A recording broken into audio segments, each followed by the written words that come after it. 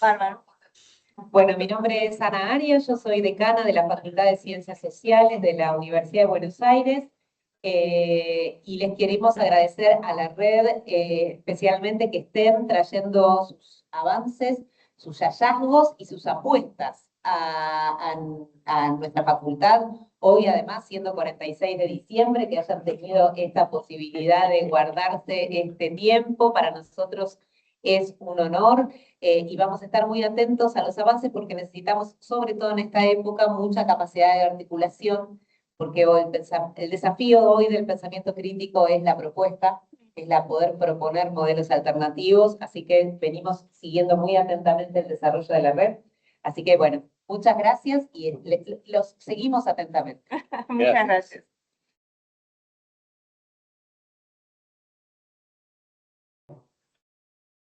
Bueno, buenas tardes para todas y todos. Bueno, yo soy Humberto Rodríguez, subsecretario de Extensión del área de trabajo, formación profesional y articulación territorial. En ese marco y en la Secretaría, recién pasó nuestra decana y nuestra secretaria de Extensión, que un ratito vuelve, hemos podido conformar un consejo asesor sindical, que ya este es el tercer año de funcionamiento, está validado y refrendado por el Consejo Directivo, y la verdad fuimos haciendo distintas actividades en estos años, analizando distintas temáticas en formato de conversatorios. Este año hemos tenido uno también con el profesor Eduardo Chávez Molina y el equipo sobre pobreza y mercado de trabajo. Nos vino muy bien porque fue justo una coyuntura donde el gobierno nacional, estadísticas del INDEC mediante, salió a instalar el descenso, digamos, fuerte de la pobreza, y nosotros pudimos, junto con el equipo, con el Consejo Sindical, salir a problematizar esa medición y ese discurso. Un segundo conversatorio tuvo que ver con el tema de los ataques al sistema de seguridad social y sobre todo a los y las jubiladas. También hicimos ese segundo conversatorio con trabajadores del PAMI, con trabajadores de distintas áreas de la seguridad social, con organizaciones multisectoriales de jubilados y pensionados. También pudimos poner una palabra ahí. Y el tercero hace poco fue sobre trabajo y capitalismo digital.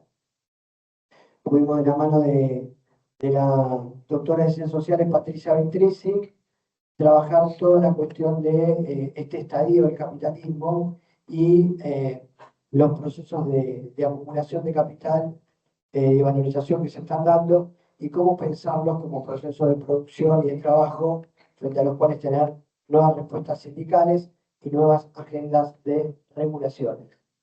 Así que bueno, este es el cuarto: cambios en el mercado de trabajo en Argentina y en España, desigualdades laborales e impacto también de la transformación digital.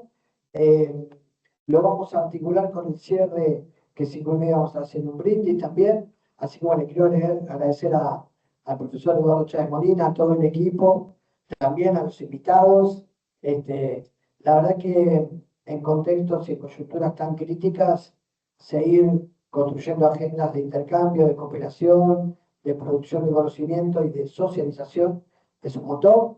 Le quiero agradecer a los compañeros de la AFIP, de la Asociación de Trabajadores de la AFIP, que están siendo muy castigados. Agradecer al compañero de la presencia, también a los compañeros de SUTEP, del Sindicato de Espectáculo Público, de CGT. Están llegando también de Federación Gráfica, de CIPREVA, de FEDUBA. Todos o están en algún conflicto o están en alguna mesa de negociación. Así que bueno, también de compañeros y compañeras de FEDUBA que están ahí presentes. Bueno, nada, agradecerles. Vamos largando y se van a ir sumando compañeros y compañeras. Te dejo, Eduardo, para que moderes. Gracias, muchas gracias.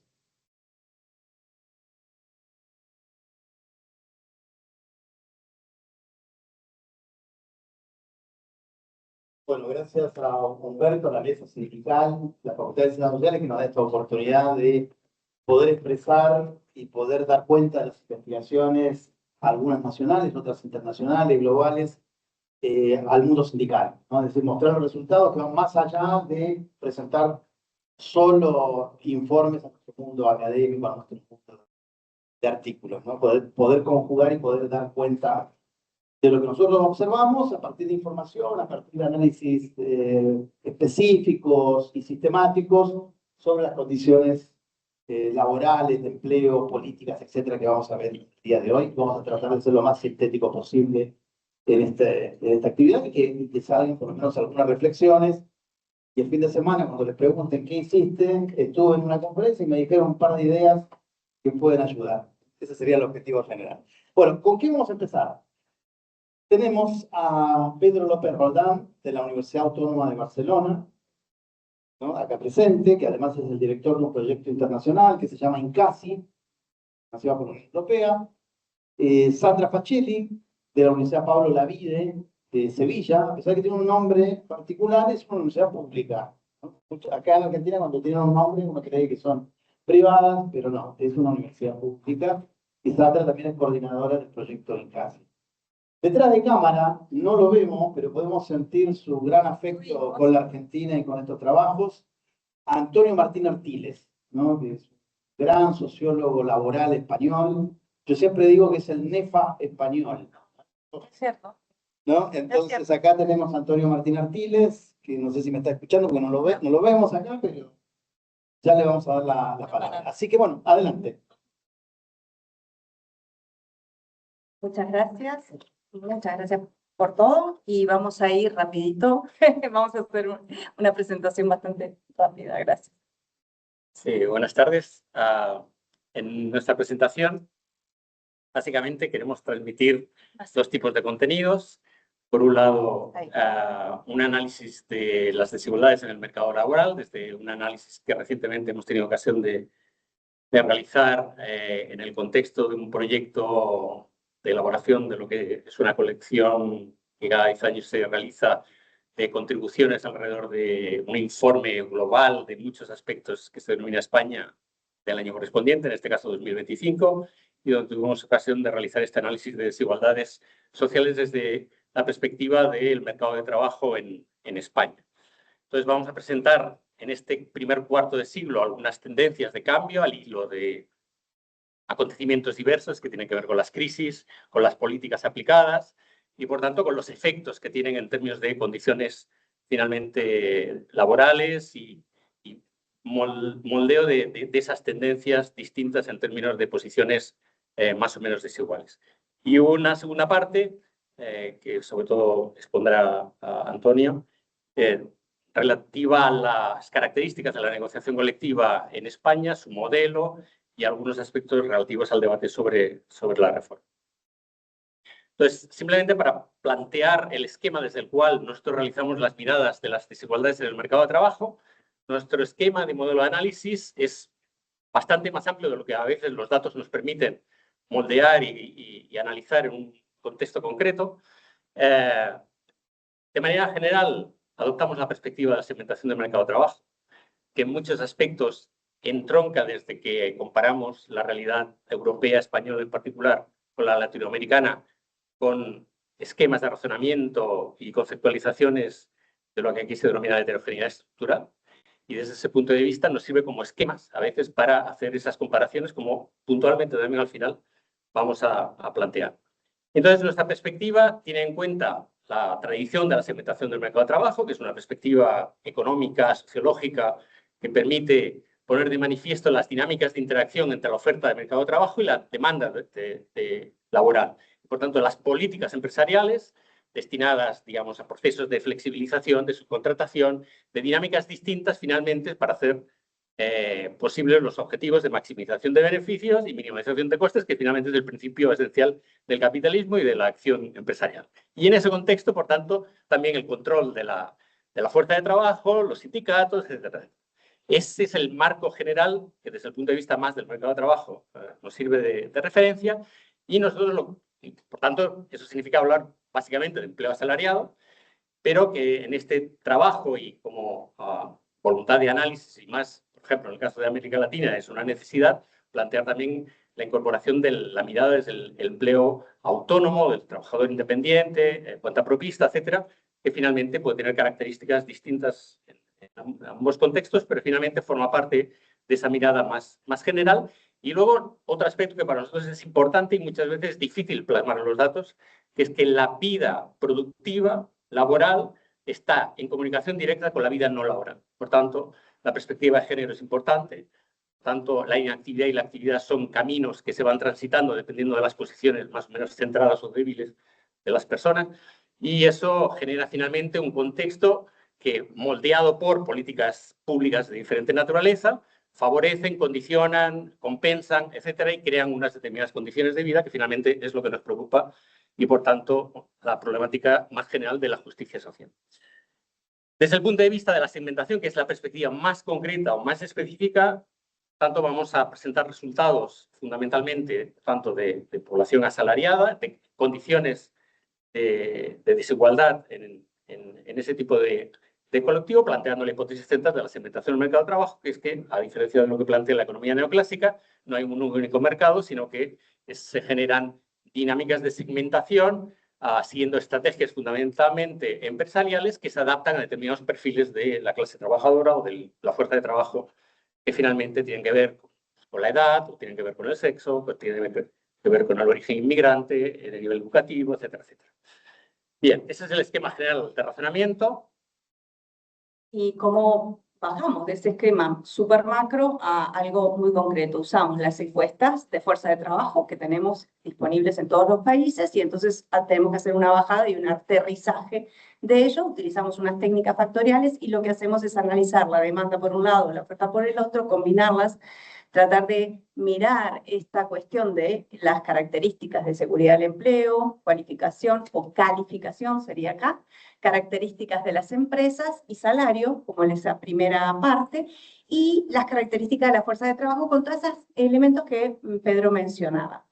Una cuestión que no vamos a presentar por cuestión de tiempo, pero que tendríamos que mencionar es que este mismo análisis que siempre se hace para la población asalariada lo hemos extendido también para la estructuración del empleo autónomo, como con las variables que pudimos tener. Entonces, es la primera vez que también tenemos el empleo autónomo.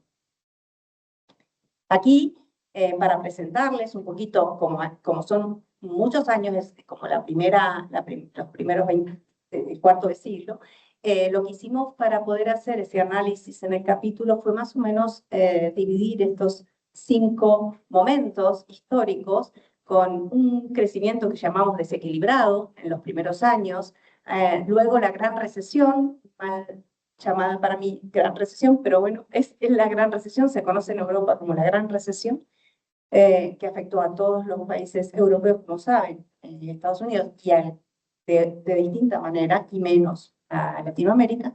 Después un proceso de recuperación que se va dando efectivamente, 2014 es el peor año, y a partir del 2015 empieza un efectivo proceso de recuperación.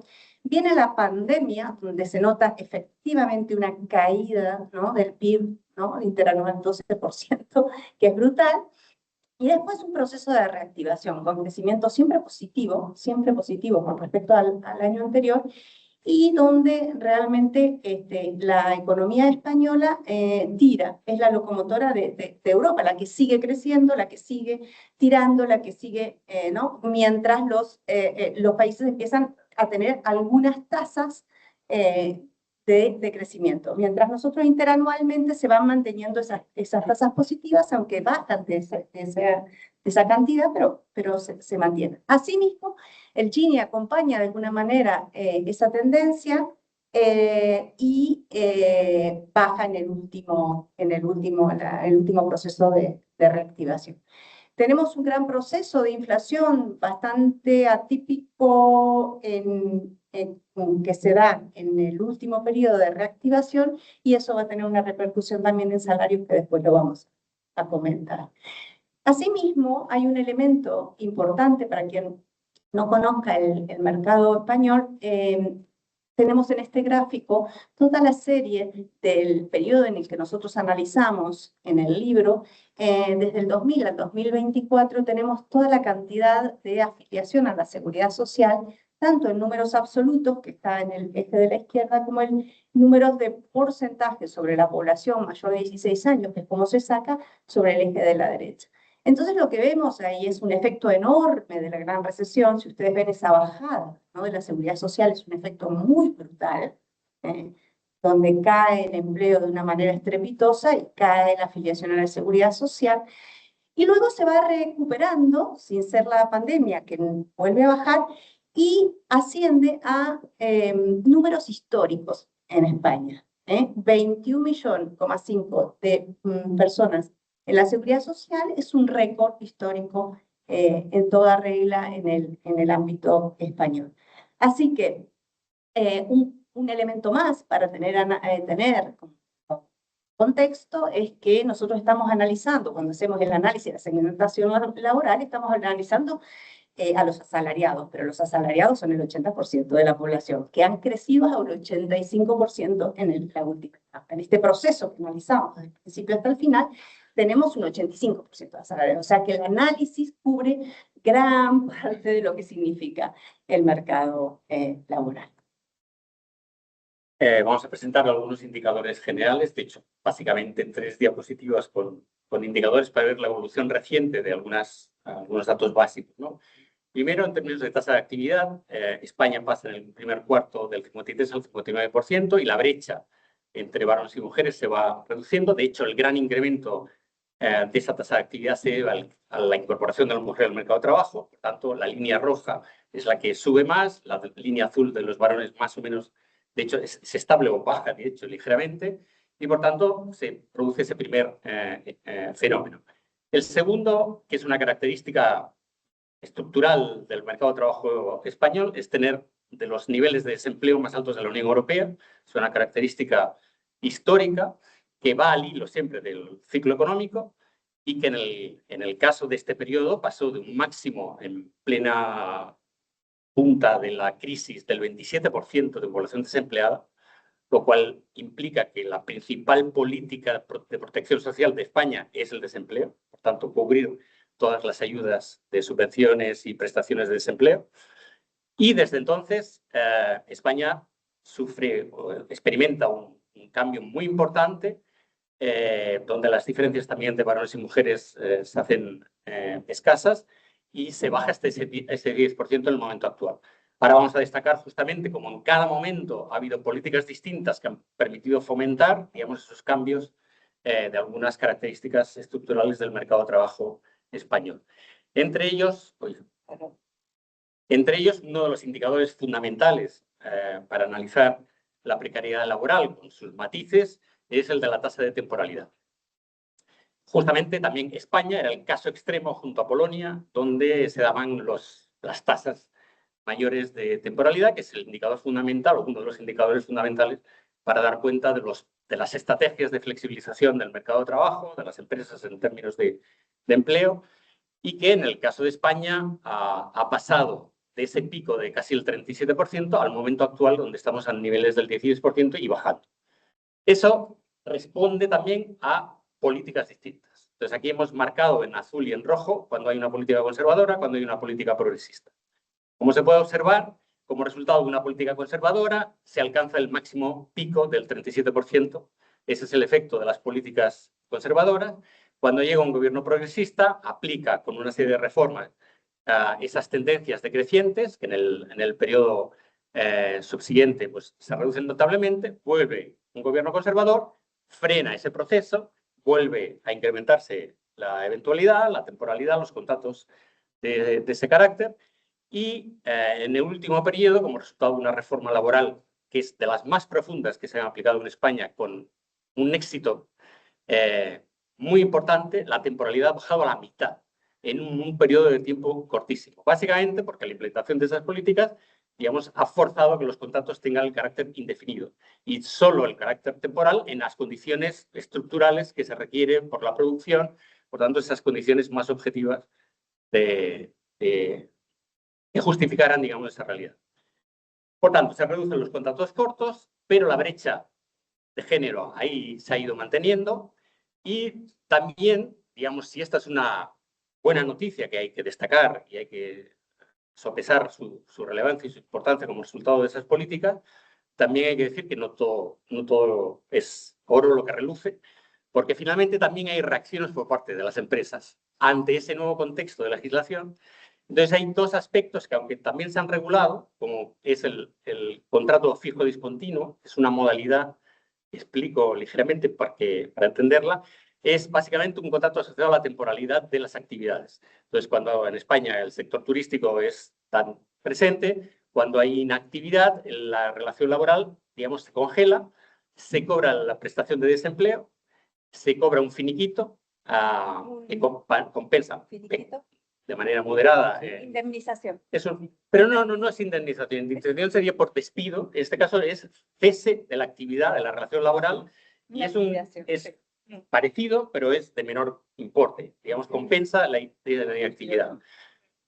Y enseguida, bajo un calendario que está establecido por escrito, se vuelve a retomar y en función de cada sector, de cada actividad, pues puede ser distinto. Por tanto, es un empleo indefinido.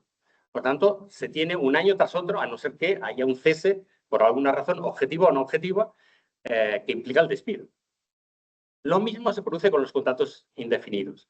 Entonces, lo que hemos tenido como proceso es una utilización más intensa del contrato fijo discontinuo. Era el 1%, ahora es el 4%, y se utiliza como contrato flexible en un contexto donde la flexibilidad se está recortando porque se obliga a que los contratos sean de carácter indefinido. Y los contratos indefinidos, análisis recientes, están observando que hay muchos procesos de despido con contratos indefinidos que hace que las duraciones de esos contratos sean más cortos y, por tanto, con despidos procedentes o improcedentes, voluntarios o involuntarios, estén aumentando. Y, por tanto, el nivel de rotación de los contratos esté aumentando. Estas son las reacciones del mercado ante políticas que desde el gobierno progresista se está implementando, y esa es la reacción. Pero el indicador general es positivo y, digamos, está generando, digamos, esas mejores condiciones, pero como vamos a insistir, son mejoras que evidentemente, objetivamente, suponen que para una parte importante de la población se haya mejorado se haya reducido la desigualdad laboral, pero continúan siendo realidades estructurales que están ahí detrás, y eso es lo que queremos o quisimos mostrar en este trabajo.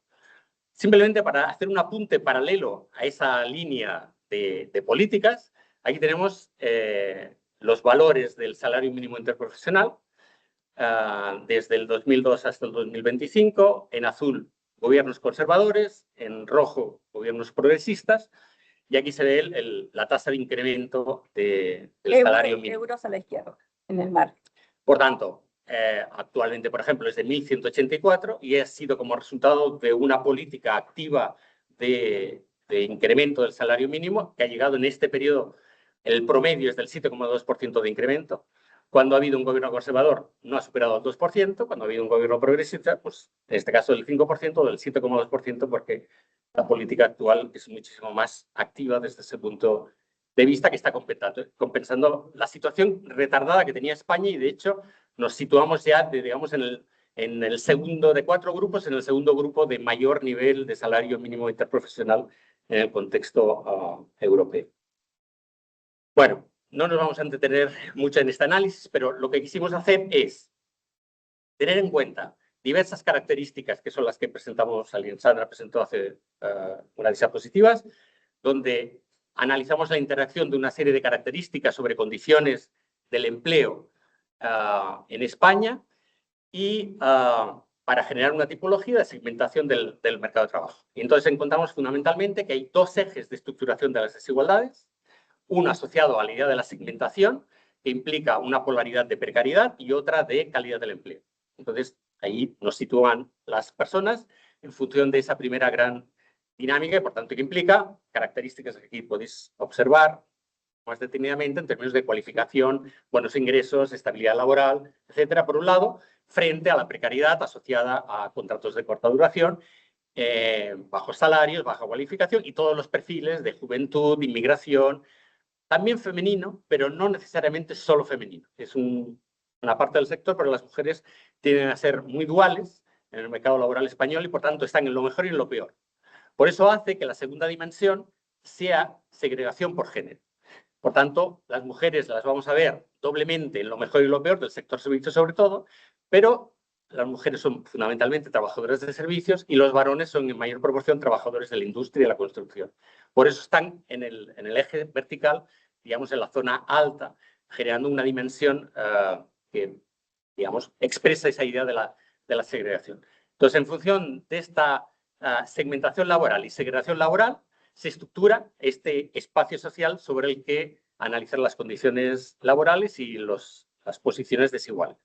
Cuando hacemos este análisis en términos clasificatorios, obtenemos fundamentalmente, siguiendo la literatura de la segmentación laboral, 3 segmentos de empleo.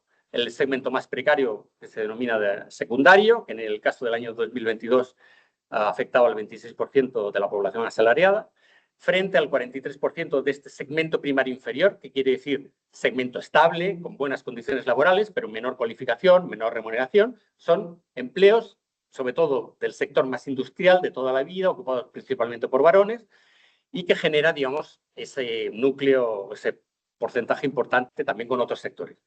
Y el sector más cualificado, mejor remunerado, especialmente en el sector público, que representa ese 31% de la población asalariada. Este análisis lo hemos hecho a lo largo de todo el periodo. Entonces, la idea a transmitir con esta imagen es que la estructura sigue siendo la misma estructura. Por tanto, también la idea esta de la heterogeneidad estructural, que es una estructura que permanece una y otra vez para expresar las desigualdades de la producción y de la ocupación, en el caso también de España, es una constante. Una mirada es esta, otra mirada es analizar los datos específicos. La buena noticia quizás es que ha mejorado algo el segmento primario superior, porque finalmente también es objetivamente así. Las categorías ocupacionales superiores han aumentado en el mercado de trabajo español, pero el cambio es muy lento y, por tanto, los procesos, aún en 25 años, se notan moderadamente y, por tanto, ha mejorado de ese 27 al 30% y en detrimento del segmento más precario, del 32 al 30%. Pero cuando ha habido una crisis, evidentemente, el diagnóstico ha sido otro, o se ha habido especialmente afectado. Y el segmento primario intermedio, que básicamente permanece igual. Bueno, esa es la lectura, es decir, la estructura permanece, las desigualdades en el mercado laboral continúan subsistiendo en condiciones similares, si bien algunas de esas condiciones objetivamente también son mejores, y es una buena noticia, pero las políticas tienen que seguir actuando y seguir mejorando esa realidad. Entonces, lo que podríamos comentar es que hay un periodo, ¿no?, de importantes y continuados cambios asociados al ciclo económico, que lo vemos perfectamente cómo va variando en función de ello. Ahora, el tema es que lo básico es que las desigualdades tienden a permanecer constantes, y eso es lo que nosotros reflejamos y lo que comentaba Pedro en términos de que es parecido a la heterogeneidad estructural. Lo que también queremos reflejar en este slide es, de alguna manera, sin entrar en ello porque no vamos a tener tiempo, es que también el análisis que hicimos implica a los autónomos, que también tenemos una estructuración semejante, también con la misma más o menos perspectiva, pero con muchísimo menos personas, porque esto implica el 8% de la población total, ¿no? Ahí quisimos hacer reflejar y hacer el 100% de la población mayor de 16 años y tratar de estructurar, ¿no?, cuántos son los asalariados, cuántos son los que están en el mercado de trabajo y cuánto tiran en términos de parados e inactivos, digamos, sumando los 100 como para tener la estructura completa. Ahora, la segmentación es un proceso global con factores específicos del contexto de cada país. No vamos a negar que cuando hemos hecho este análisis, por ejemplo, comparativo entre Argentina, España, Chile e Italia, la sorpresa fue mayúscula cuando encontramos estructuraciones de la desigualdad similares en términos de los asalariados. ¿Por qué? Y asalariadas. ¿Por qué? Porque nosotros estamos trabajando acá con cosas muy gordas, como son la desigualdad estructural del mercado de trabajo. Entonces, de alguna manera, nosotros hemos podido observar que este tipo de persistencia de las desigualdades son duraderas en el tiempo. Y lo que sí notamos, como comentaba Pedro, era que según el periodo, estas variaciones tienen unos porcentajes que van modificando. Y, por ejemplo, el primario superior puede aumentar y demás. Pero esta es la pintura que podríamos encontrar en este tipo de análisis estructural, sabiendo y teniendo en cuenta, por supuesto, de que hay contextos institucionales diferentes, historias diferentes, hay toda una regla de negociación colectiva y demás, que es diferente, pero que en términos generales las desigualdades cruzan de alguna manera las sociedades en los mismos patrones. Vamos a dejarlo ahí. Entonces, ahora yo voy a tratar de poner a Antonio.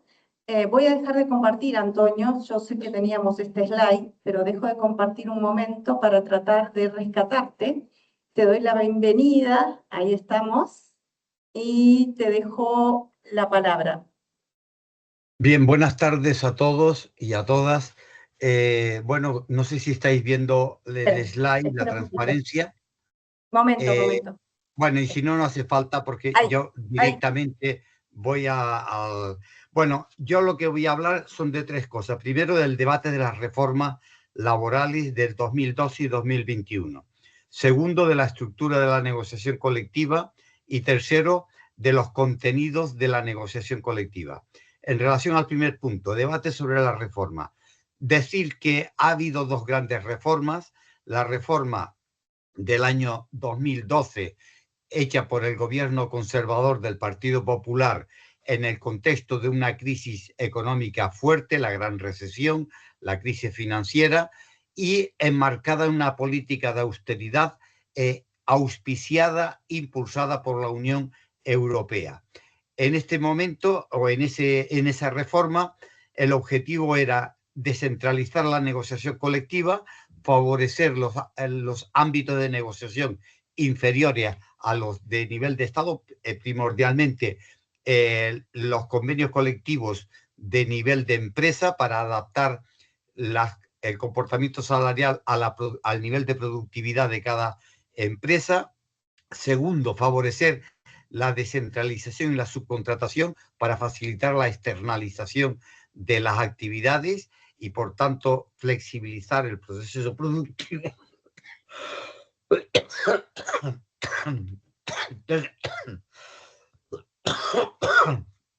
Tercero, Siempre me pasa. perdonad porque aquí estamos en invierno, es eliminar la ultraactividad de los convenios colectivos, es decir, poner el reloj a cero de los convenios colectivos para obligar o intentar obligar que los convenios fueran hechos año a año.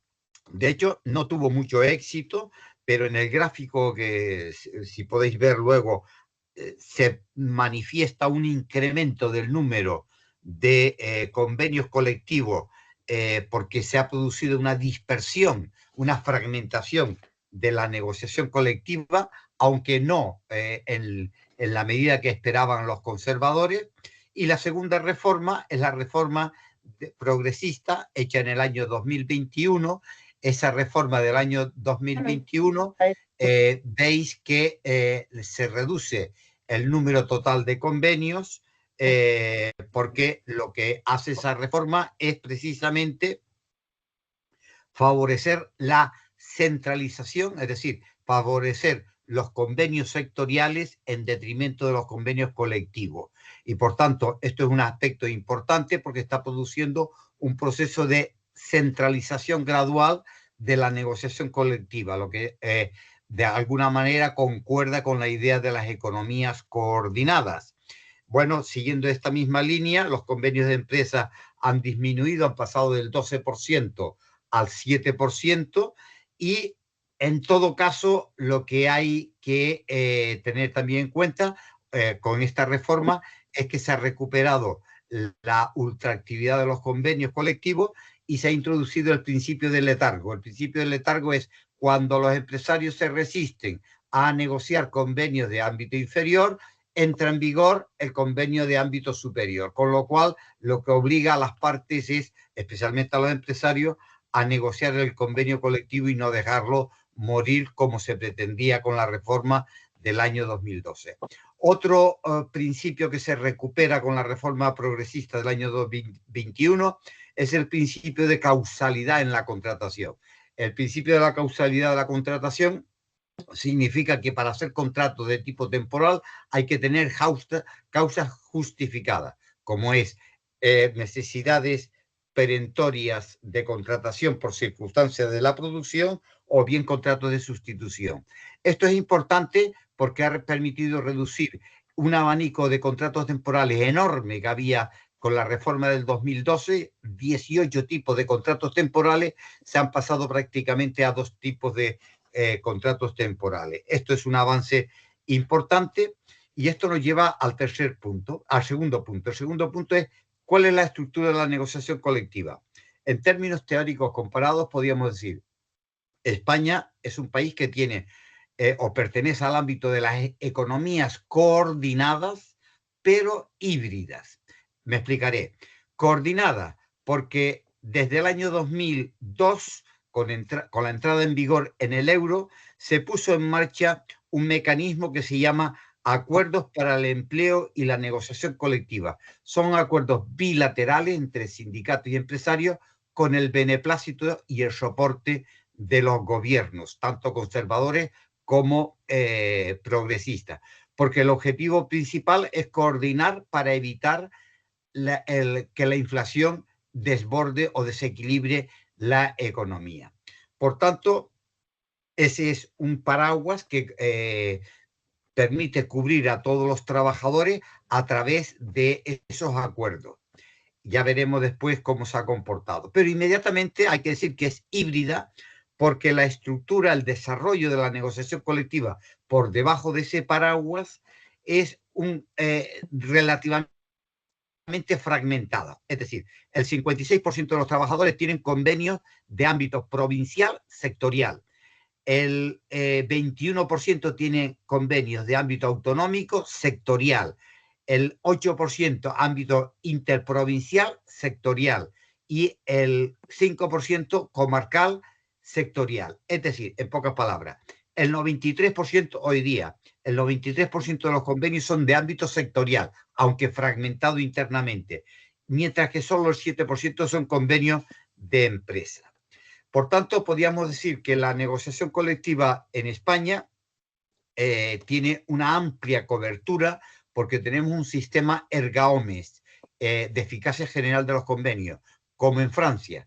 En el caso de España, los convenios colectivos se publican en el Boletín Oficial del Estado y, por tanto, adquiere fuerza de ley, de obligatoriedad en la aplicación, tanto para el sector formal como para el sector informal, que aunque es ilegal el sector informal, también lo toma como referencia, porque los tribunales actúan en este sentido.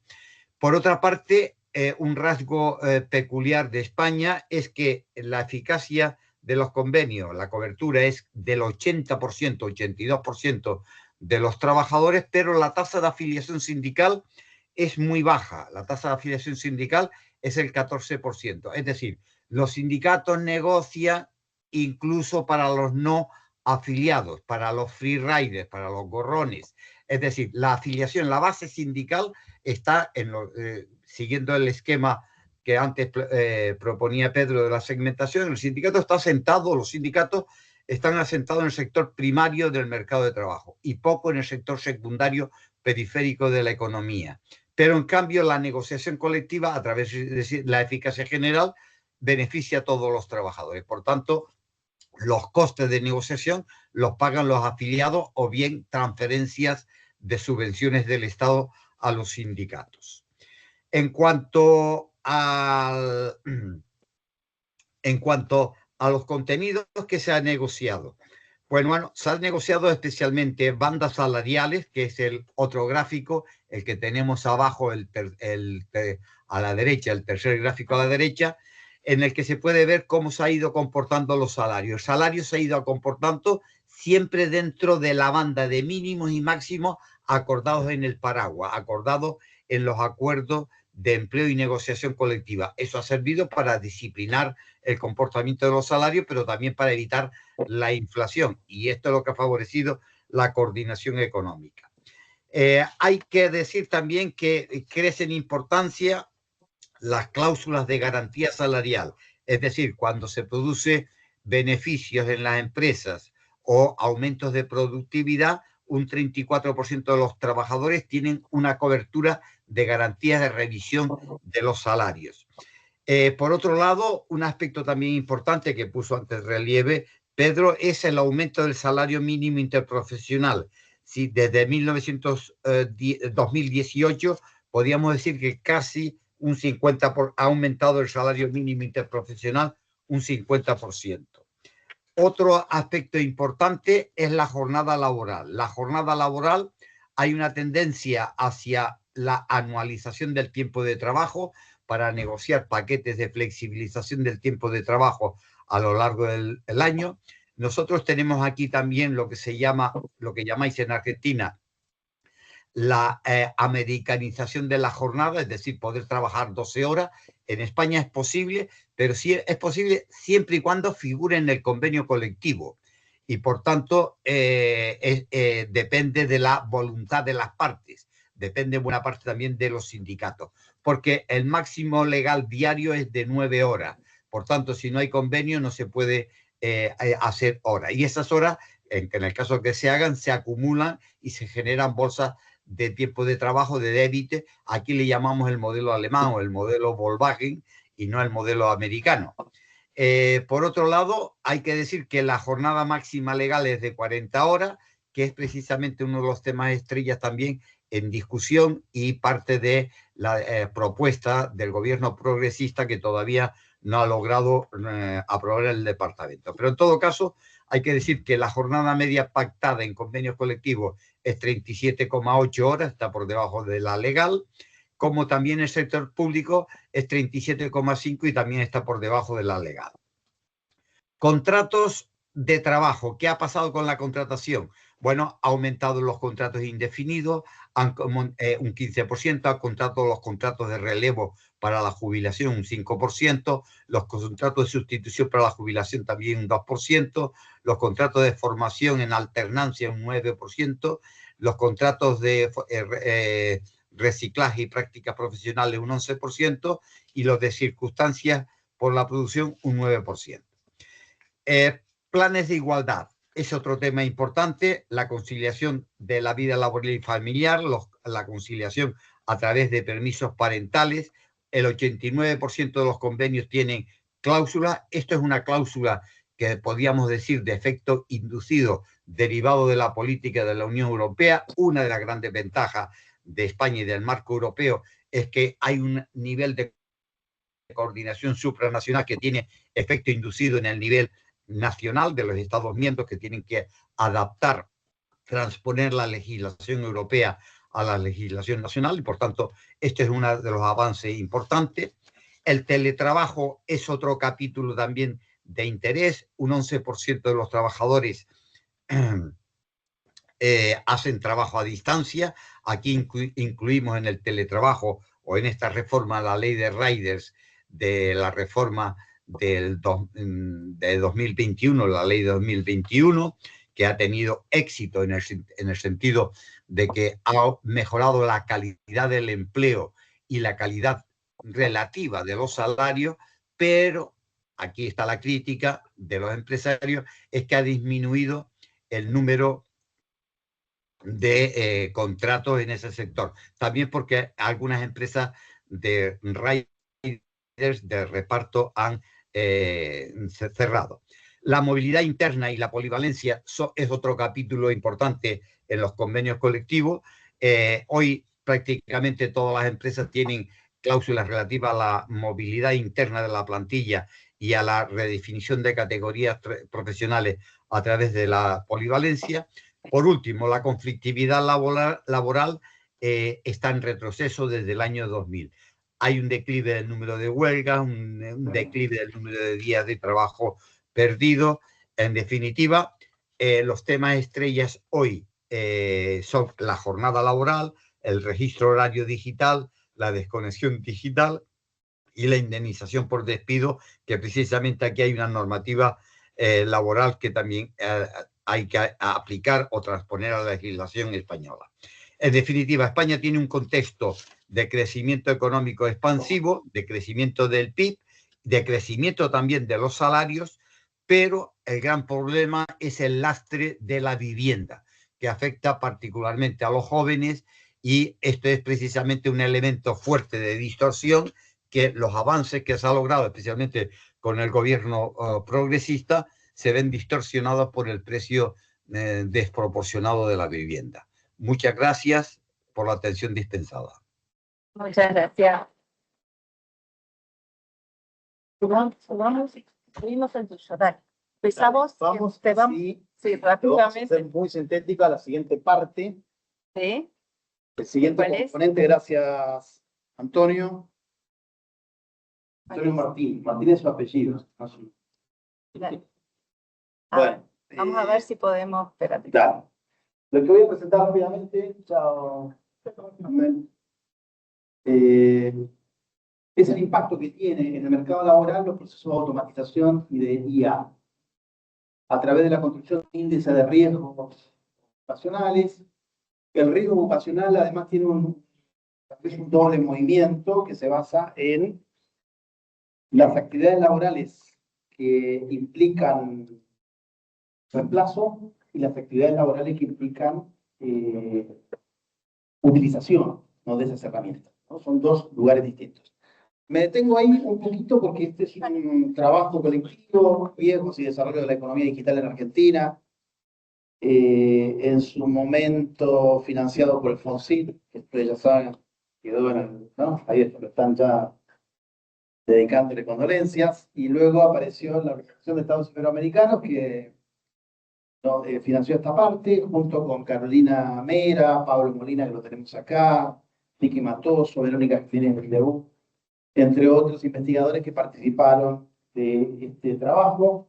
Es un trabajo que está destinado a dar cuenta del impacto de la IA y de la automatización en la Argentina, pero también en Uruguay, en Chile y en México. Nosotros vamos a presentar el capítulo más terminado, que es el capítulo argentino. Rápidamente, que si no me mostrás nada, no me acuerdo nada. Ahí está.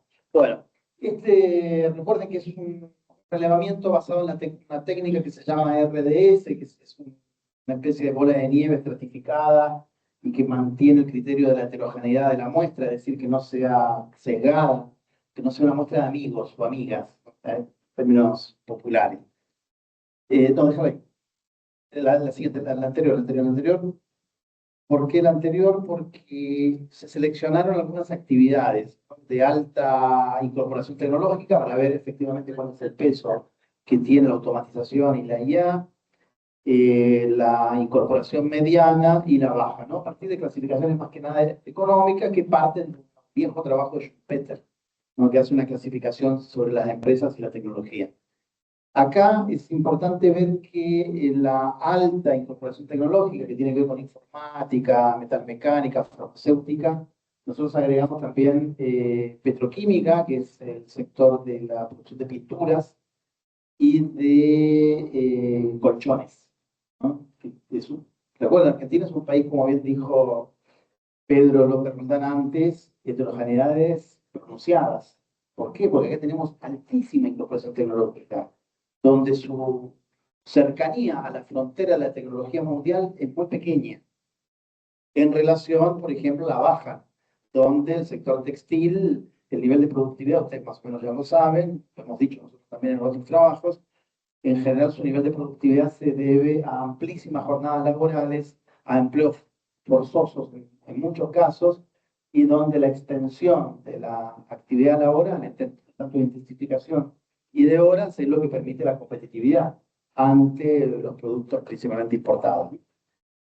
Bien, nosotros usamos una metodología de riesgo ocupacional que se viene usando en los países desarrollados principalmente a través de la OCDE. Algunos países latinoamericanos participan ahí, que es México y Chile, y nosotros nos copiamos, ¿no?, emulamos, y lo hicimos mejor, ¿no?, y lo copiamos de ahí para poder construir este índice de riesgo. acá cuáles son algunos aspectos que yo creo que son interesantes para ir sintetizando los resultados. Es decir, bueno, déjalo ahí. ¿Qué pasa con el riesgo ocupacional, edad y sexo? Acá hay una paradoja. Con respecto a la edad, curiosamente, como los jóvenes hacen tareas más precarias, menos calificadas, son los que están más expuestos al riesgo, ¿no? Al reemplazo. Recuerden, una cosa es la utilización, que con la utilización yo aumento productividad y potencialmente podría mejorar mis ingresos. Depende de la negociación, la institucionalidad, el poder sindical, etc. Pero en otros casos el peligro es el reemplazo, ¿no? Es decir, que me eliminen. En general, ese peligro de reemplazo tiene varias características. Uno es, sobre todo la automatización, es el bajo nivel de calificación y en muchos casos el bajo nivel de educación o no tener educación superior. ¿Por qué? Porque no logran tener las capacidades para adaptarse a estos procesos de cambios tecnológicos tan profundos. Con respecto a la automatización, los estudios son mucho más recientes. Los estudios de automatización y empleo son 2011, 2012. Hay autores, hay clásicos, Semoglu, Frey, Oz, ingleses, anglosajones principalmente, y nosotros los copiamos mejor. Y los trabajos sobre la inteligencia artificial, y lo mismo, ¿no? Reemplazo, utilización, son muy recientes, 2023, 2024, es decir, podemos estar trabajando sobre aspectos más gelatinosos, ¿no? Que probablemente cambien el próximo año. Hay dos estudios que me parecen paradigmáticos. Uno, la OIT, en el año 2023, y luego una empresa ligada al sector financiero norteamericano, que es Goldman Sachs, que hace un estudio muy exhaustivo sobre el impacto de la automatización. ¿Por qué? Porque la automatización, la inteligencia artificial, a diferencia de la automatización, afecta al empleo calificado. Eso es lo que viene mostrando hasta el día de hoy. La automatización afecta principalmente jóvenes y varones, pero la inteligencia artificial está pegando en el costado más positivo del empleo femenino. ¿Bien? Que son las tareas administrativas de alta calificación, etcétera, y lo que viene mostrando Goldman Sachs o la OIT es que está afectando a ese empleo femenino calificado principalmente. Bueno, después por nivel educativo, es más o menos claro, ¿no? El nivel educativo afecta a los que tienen menos calificación con relación a los que tienen más calificación. Las ramas de actividad, no hay tendencias muy marcadas para el caso argentino. Los sectores con mayor riesgo en general a nivel mundial, que pueden observarse a medida que haya mayor desarrollo tecnológico en Argentina, es el sector textil y la hostelería, y el sector del software y la farmacéutica resultan los más resguardados frente a la automatización. ¿Por qué? Porque generalmente están generando innovaciones continuas, que es uno de los formatos específicos que se transforman en cuellos de botella ante estos procesos, ¿no? Y el tamaño del establecimiento también es otro indicador. Acá, si vemos este cuadrito, mientras más cercano a 0, más me defiendo. Mientras más cercano a 1, mayor probabilidad de reemplazo. Fíjense cómo varía, por ejemplo, el rojo más abajo. En realidad, el rojo más abajo son los jóvenes. Se me cortó la abscisa. El rojo más abajo son los jóvenes, es decir, que los jóvenes tienen mayor riesgo. Los verdes son los ancianos, los mayores, los adultos mayores. Yo. Bueno, como ¿no? También en algunos aspectos está muy pronunciado la posibilidad de que sean reemplazados. Por sexo, después tenemos por ocupaciones. Por ocupaciones, vamos a mostrar el siguiente. Por ocupaciones, no se ve muy bien, pero más o menos muestra, a ver si yo lo puedo ver acá. Las ocupaciones elementales, en general, tienen alto nivel de posibilidad de reemplazo por automatización, por máquinas, robots, etc. ¿Existe eso en Argentina? Sí, existe. Hay. Y muchísimo, sobre todo en el sector de punta. ¿Cuáles son los sectores de punta de Argentina? Metalmecánica, plástico, farmacéutica, ¿no? Son altísimos niveles de productividad. Tabaco, ¿no? La producción de cigarrillos. Argentina es el que tiene el más alto nivel de productividad mundial en producción de cigarrillos, ¿sabían? Su nivel de productividad es mayor a la de Estados Unidos. bueno, afectados en estos procesos de automatización.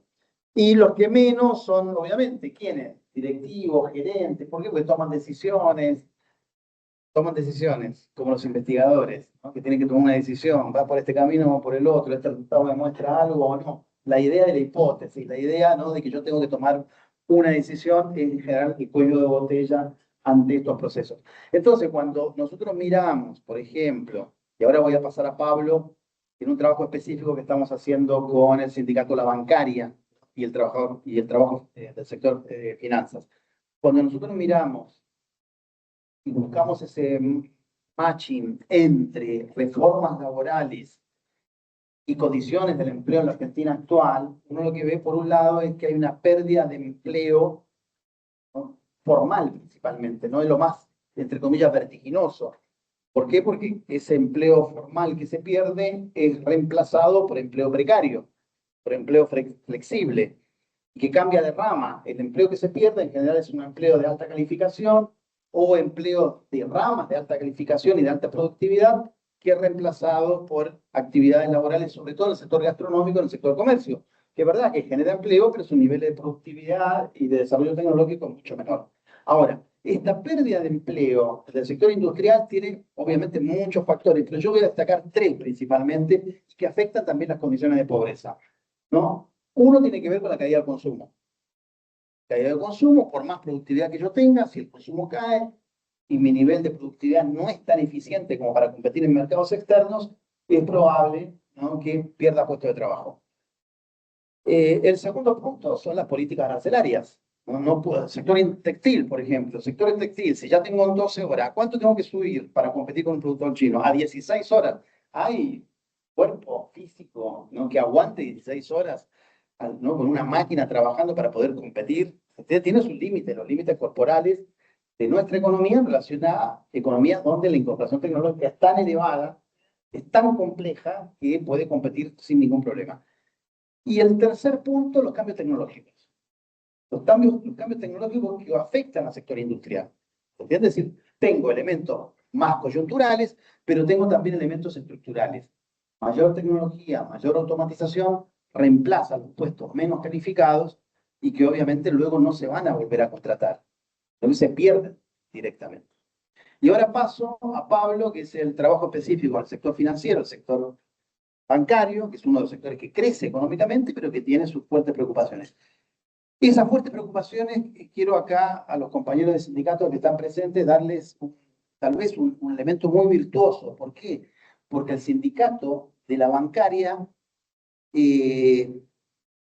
se antepuso en sus ideas al sector financiero empresario. Es decir, que el sector sindical comenzó a pensar primero estos problemas que el sector empresario directivo, ¿no?, del sector financiero. Fíjense que eso le da una potencialidad enorme, lo que lo ha llevado hoy a un proceso de conflicto, por eso no están acá, un proceso de conflicto muy fuerte, porque en el marco de los convenios nuevos de trabajo, entre comillas, el gobierno ha birlado los acuerdos previos que había tenido con algunas organizaciones sindicales que querían presentar sus propuestas laborales.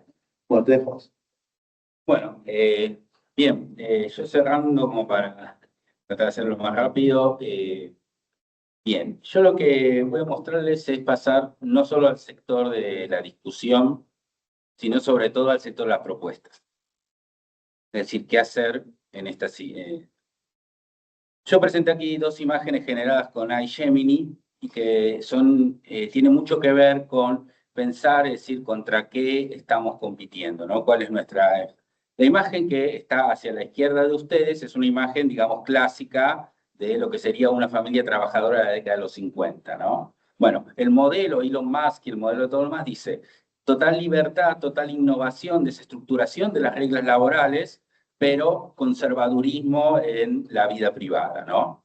En cambio, el otro lado, lo que sería como una familia más moderna, integrada, digamos, una pareja, dos mujeres, el hecho de considerar a las mascotas parte de la familia, bueno, acá sería efectivamente decir esta parte más liberada, pero volver a la estructuración y la protección que nos garantizaban los convenios colectivos firmados en los 50. Entonces, estas son como una forma de graficar las dos alternativas que tenemos, o la de Elon Musk, o esta que sería desde una óptica sindical. O sea, estructurado nada más la protección del trabajo.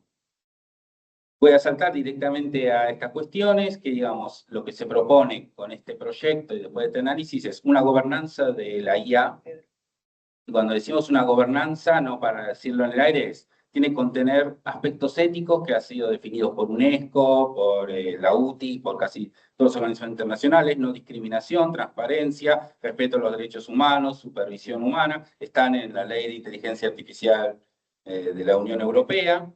Aspectos legales y regulatorios, leyes, estándares y certificaciones. No puede ser que los países no tengan una ley de inteligencia artificial. En el caso de la Unión Europea se entiende porque hay una para el mercado común, pero nosotros no tenemos esto.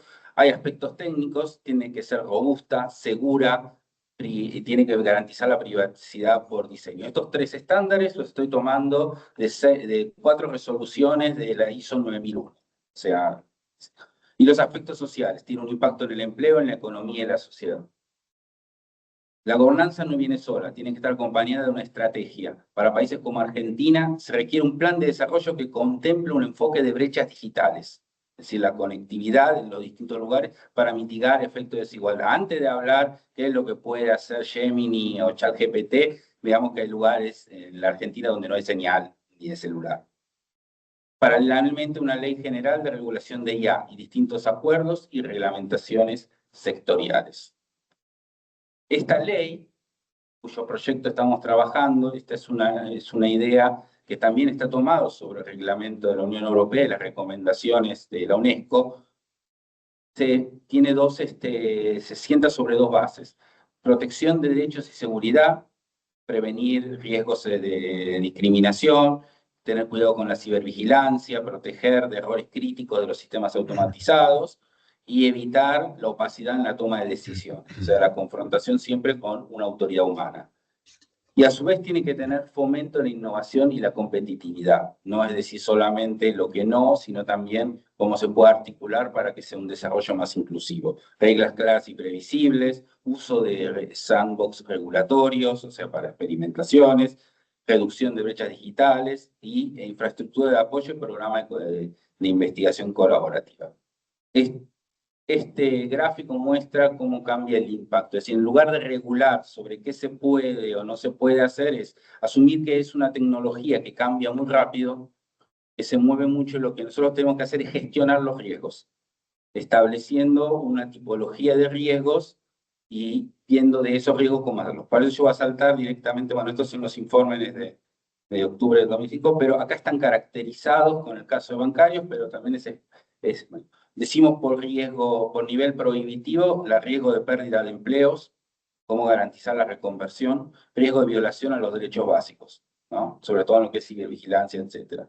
Los niveles altos de peligro es el impacto del llamado efecto caja negra, que es algo muy informático, de, bueno, esto como que no sabemos exactamente qué está haciendo la IA, ¿no? Entonces, o sea, la cibervigilancia excesiva y el burnout laboral, por estar en un entorno de conectividad constante. Nivel moderado, una complementación negativa de las condiciones de trabajo y el servicio a los clientes. Esto es una hoja de ruta sobre qué trabajar para identificar los riesgos. Y como propuestas, solo para empezar, tomando la Carta Digital del Plan Digital de España 2025, el Reglamento General de Protección de Datos de la Unión Europea y el Registro de Algoritmos de los Países Bajos, tomamos algunas medidas para enfrentar cuestiones a nivel prohibitivo.